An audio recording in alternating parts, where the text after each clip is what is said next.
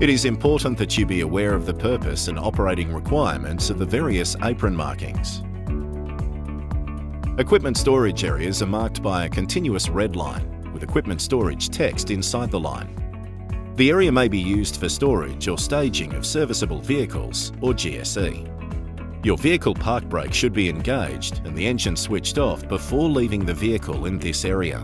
Equipment clearance areas are marked by a single broken red line with equipment clearance text inside the line. The area may be used for the staging of GSE and vehicles for the servicing of the arriving aircraft. Vehicles and equipment must not be left unattended. Storage of equipment in the equipment clearance area is not permitted. Equipment storage and clearance areas are limited in size. When staging or storing equipment in either of these areas, please be considerate of other users and position your vehicle or equipment so that it optimises the available space.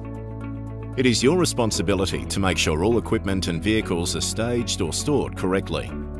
All vehicles and equipment must be positioned fully within a marked equipment clearance, equipment storage or BWS area where available. They must not overhang markings or protrude into the bay. Rolling stock tow arms must not protrude into the airside roadways or aircraft parking bays. On some bays, a parking clearance line marked by a continuous red line with a continuous yellow line either side is provided. Parking clearance text is provided on the side of the line closest to the aircraft. The marking indicates to an arriving aircraft that there are no obstacles within the aircraft's wingtip clearance. These areas are not to be used for equipment storage or staging at any time and must remain free of personnel, vehicles and equipment whenever an aircraft is taxiing or being towed into position or the aircraft beacon is activated in preparation for pushback. Aerobridge clearance zones are marked as red and white hatched areas. Vehicles and equipment are not permitted to enter, drive through and/or park a vehicle within the aerobridge clearance zone at any time. This is to protect the movement area of apron drive aerobridges.